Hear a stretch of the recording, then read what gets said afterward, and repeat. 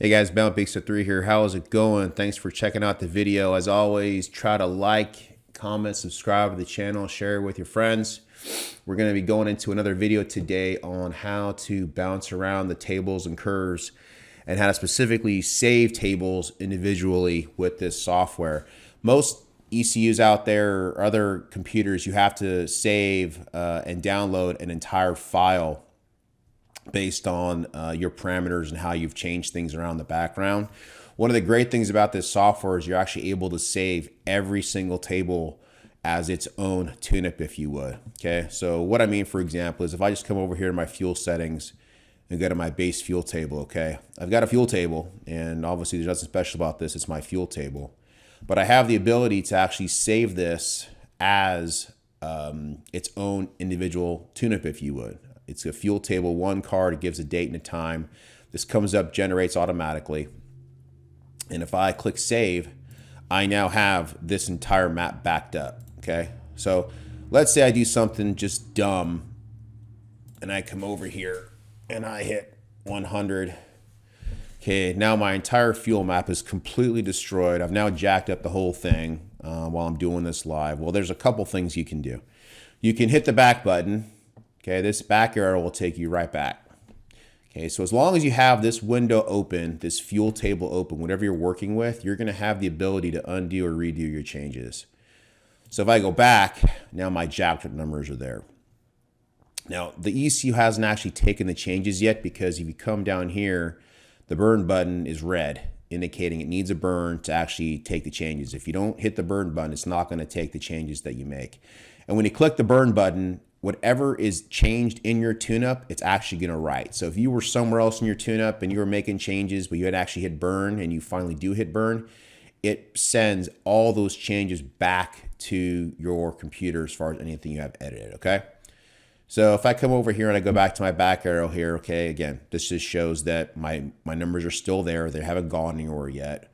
But let's come over here and I've now hit this arrow and I've clicked burn. Okay, so now I've actually burned in all these bad numbers. It's just, I've completely screwed up my tune-up. And now let's say I've X'd out and I go back into my fuel table. You'll see here that your back arrows are gone because I closed the window. But it's okay. All we're going to do is we're going to come over here. I'm going to load this dialog. I'm going to include the additional dependencies. And there's my fuel table right there that I saved. If you open up this window, you'll see that the date and the time will be right there, date modified. End time is going to be right there based on when you do it, so it'll save when you do it. I'm going to go open. And do you want to send and burn? Yes, I do. Okay, so now I have sent down that tune-up without having to send down the entire tune-up. So there's no having to go on and send down your entire tune-up. I have just simply sent that one fuel table down and it's done. What's nice about that is if you do make a bunch of changes, you're going through and you're not saving your projects all the time, or you're not editing everything correctly, you're not keeping track, but you know that you've got a killer fuel table, you can save this individually and just have it in your back pocket. Where this really works nice is over here on your boost controller tune-ups. This is our boost CO2 section here. You can literally make infinite boost controller tune-ups because you have the ability to choose from curve 1, 2, or 3 in the boost controller. But you can save this, and let's just say I wanted to call this best boost controller tune-up, best BC tune-up, and I'm going to hit save. So now I have the ability to come back in here and pull up boost controller tune-ups that I know work, that I know will get down a certain track, that I know will go a 480, a 490, a 50, 60, 650, whatever. You can literally save every tune-up in here as its own map. And all this can be adjusted here. So in this time here, this is going from 0 all the way up to 10 seconds right here. This is more for testing purposes here on this truck that I'm working with here. But as you can see here, it's pretty much infinite. Okay, so this applies to everything. So if I even came over to my operating configuration here, I could actually do a file, a save as for this operating configuration. Everything can be saved individually as its own table. Everything can be sent down individually and burned as its own table. So you don't have to download the entire tune-up. One at a time, You can download the entire tune-up if you want, but if you don't want to, you can just simply say, okay, I'm just going to send down that one tune-up. And this applies to anything. So even this gear one, cylinder one, individual fuel table, okay, just this little guy right here, I can save this as its own individual table. I can name it anything I want, but it defaults to the actual name of it and the date and the time. Okay, so I just save that.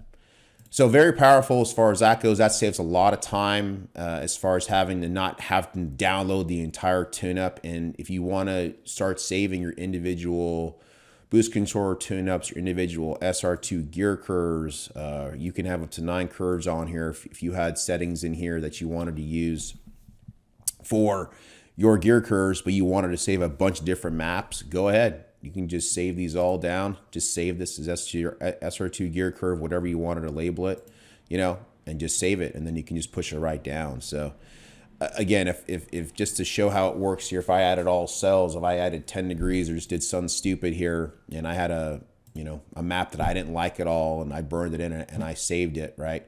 You can either go back with the back arrow here, you can redo it again and click burn, or I can load what I just had. I'm going to go open. It says, are you sure you want to do it? Yep, I do.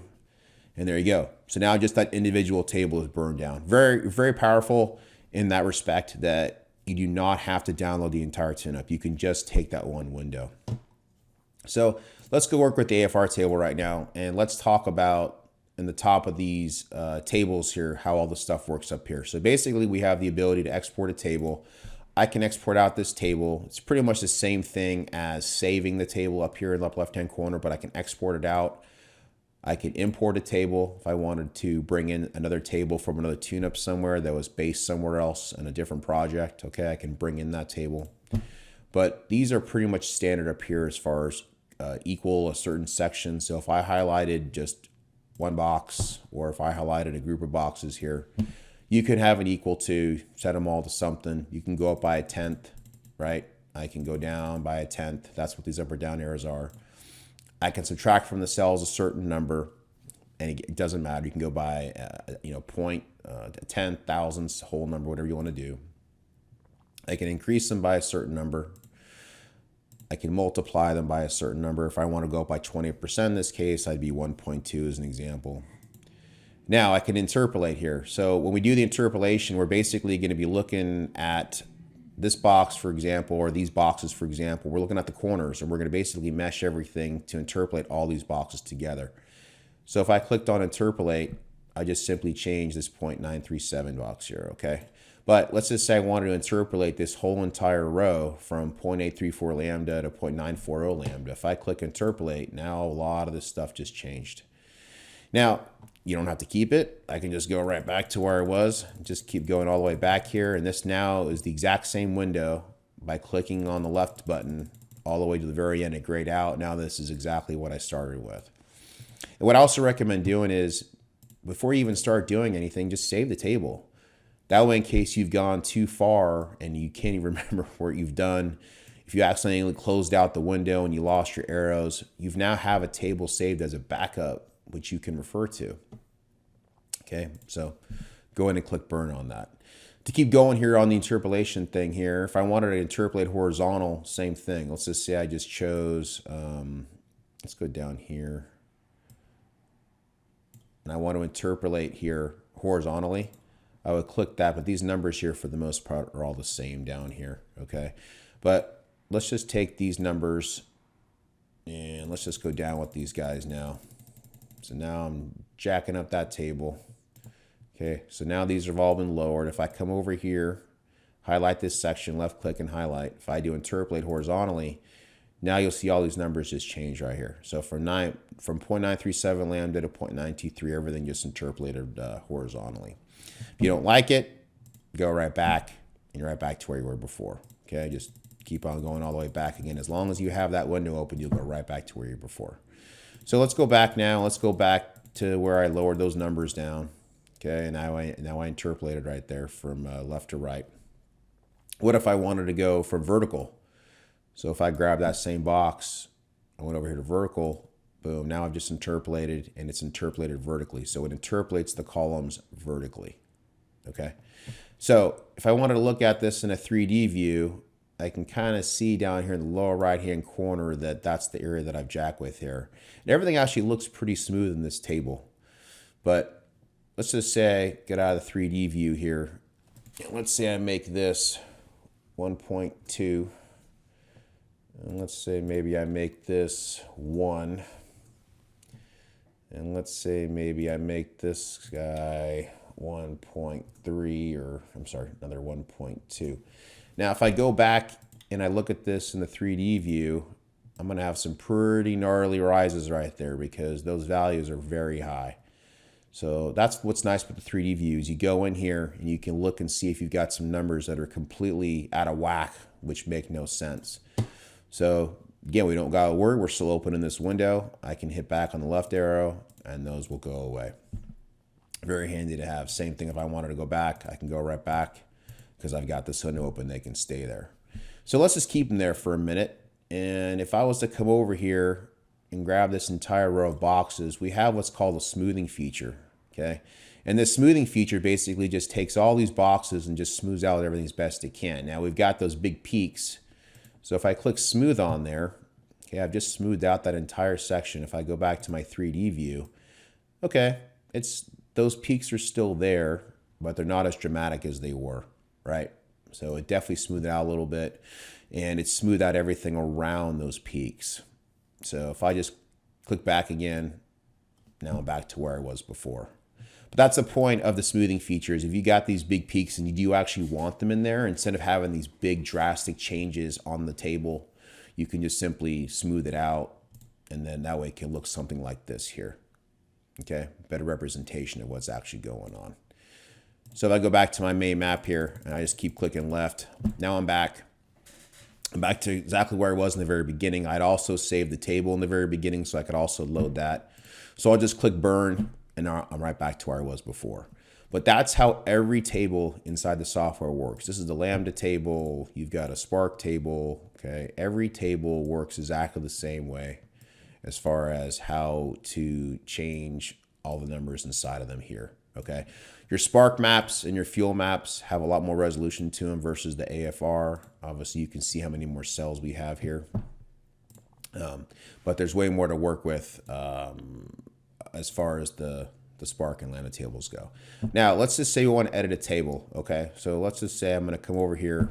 I want to just totally just change my Spark table 1 here. So first thing I'm going to do is I'm going to save it as Spark table 1. Okay, I'm going to come over here to these arrows here. Okay, and what I'm going to do is I'm actually going to change the X and Y axis here of how this is. So let's say instead of 6,000 RPM, I wanted to go to 10,000 RPM. I'm going to go down to this lower right corner. I'm going to go 6,000. And let's say instead of 10,000 RPM, I wanted to be at, 600 RPM, I wanted to be at 1,000 RPM. So now my RPM range is going to be from 1,000 to 10,000. I'm going to left click, highlight that row, right click on it. Okay, now that they're highlighted, I'm going to interpolate the selected cell values. Boom. So now everything's got a nice interpolation from 1,000 to 10,000 RPM. Now, let's just say over here, okay, this is a naturally aspirated setup, but let's just say I wanted to go to 300 kPa. Okay, I'm going to hit click enter. So from 20 kPa to 300 kPa, I'm going to highlight that row. I'm going to right click. I'm going to interpolate. So now I've got a nice row up here going from 20 kPa to 300 kPa. Now I'm not done. Okay, I've got to apply the new XY values. Okay, and you're going to see all this stuff's going to change, but it's because everything changed because we changed the ranges of the X and Y axis. Okay, so now I'm going to hit close, and there you go. Now that window is done. I'm going to click burn, and now everything's back to the way it was as far as your base table. This is now your new ranges for this Spark Advanced Table 1. You've now changed how it's going to interact based on how you have this set up. So obviously my ellipse is down here because I'm online with this vehicle right now. My ellipse is at about 100 kPa because that's where I'm at. I am at about 100 kPa, okay? Manifold pressure right there, 102.8. So if I go back to the Spark table, okay, what if this whole table sucks? I don't want to do it. I want to redo the whole thing. No problem. I want to load this one table. I don't got to load on the entire tune-up. Okay, I'm going to go to my Spark table 1. There's my date. There's my time that I did it. You can label it anything you want. I'm going to go open. Do I want to send and burn the configuration? Okay, watch your ellipse down there at the 100 kPa range. Let's see where it goes. Yes, I do. Okay, and there we go. So now my tune-up is back. My ellipse is up there at about 100 kPa, and everything's back to normal. Okay, and that's how you do it. That's how all these tables are done. You can edit them away as much as you want. They can be saved individually, and you can do as much as you want. Now, if I go to, let's just say I go to a 1D curve, okay? So if I come over here, do I have any curves open here? Yeah, I do. Okay, so in this case here, this is a 1D curve, okay? So this is gonna be TPS, and this is a Spark additive curve based on TPS. Okay, so you'll note that there's not much adjustment here just because it's a 1D curve. Okay, so let's just say I wanted to go from 0.2% TPS to 100%. Okay, so now I'm going to come over here. I'm going to highlight from left to right. And here's our familiar arrows. We can up, down, plus, minus. I'm gonna choose interpolate.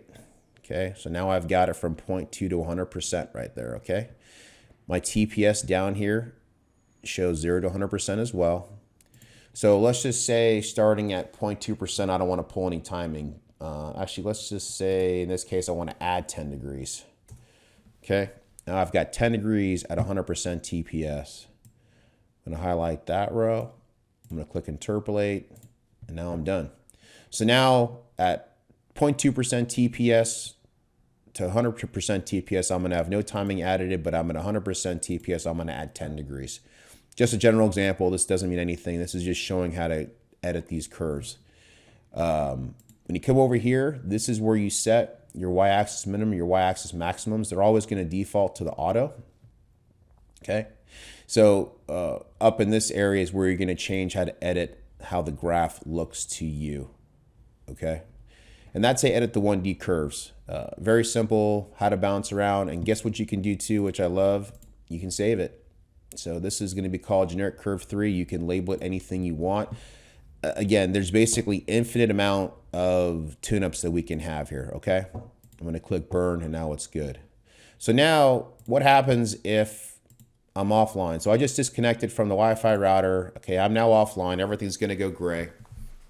Let's just say I'm making some offline changes here, okay? And I'm coming over here, and let's just say instead of going from 0 to 10, I'm going to add 2 to this here, okay? So I've now added 2 to the tune-up. Obviously, I'm offline right now. The burn button isn't lit because I'm not online with the computer. But let's just say I wanted to get this tune-up in the computer. So what am I going to do? So well, when I'm done and close out the project, it's going to be saved. So what's going to happen when I try to log back into the computer though, because obviously the tune-up's going to be different, right? So I'm going to go back into my router. I'm going to hit connect. And as soon as I hit connect, the software is going to go, hey, there's something up here. So it's going to give you a difference report. Okay. And you got to get the full user, software from EFI Analytics. I always recommend to register to the full upgrade, and I'm going to go into that next. But if you do the full upgrade, you're going to have these great difference reports that show you, hey, you got some changes here, and it'll go page by page as listed down here as far as what's different here. So obviously in the controller settings right now, it says up here settings Bigstuff3 Gen 4. This is what we have because that's what we left with. And then offline, I made these changes here. So let's say I want to send these current BigCom Gen 4 settings now. It now just pushed them down. So now my project updated. I don't have a burn button because it already burned everything for me. And that's how it now updates your project when you're doing everything offline. Okay. So the difference reports like that will only be generated if you buy the full version. So if you come over here, you do this update registration. This is basically where you're going to put in your last name, your first name, your email, and then you'll get a registration key when you get it. But when you get that registration information, it's also going to give you the ability to do the auto tune, which is great because that way you can run around and you can do all your auto tuning here. You do not have to update the controller. You can just do it, and you can just see where it's going to apply a bunch of fuel when you get the car running. But auto tune will be available. And for guys that do have the 8 O2 individual sensors, or if you have an extra O2 sensor, if you have 4 extra O2 sensors, it will trim out each cylinder individually for you as well. So here's trim table 1 through 4. Here's trim table 5 through 8. And again, you can edit these tables as much as you want. You can make them whatever RPM range you want, whatever KPA boost range you want. It's all fully editable. But this is open. Oh, also in the notes section, you can have your tuner's log in here that's exposed as well. So this does come only if you pay, I think right now it's $100 for the current registration for that software. Highly recommend it. It definitely gives you some more advantages than just the basic software. Grab it. It's really useful, but what really helps out is that difference report when you first log on. So hopefully that helps you out a little bit there. Just bounce around the software, making the changes. Again, it's very powerful. You basically have infinite maps here, which you can choose from, and you do not have to download the entire tune-up. You could just simply save each map individually as its own and send them down. It's kind of cool because even over here in your operating configuration, where once you get this stuff set, you won't set it too much. You can save this stuff all individually. Every table can be saved on its own, and it doesn't matter why, but you can. You can name it whatever you want. You can date it whatever you want. So hopefully you guys got some good info out of that. I'm Ben with Bigstuff3. Don't forget to comment, like, subscribe on the channel, and hopefully you guys can share this around with your friends. And please contact me if you have any questions. Thanks, and have a good day.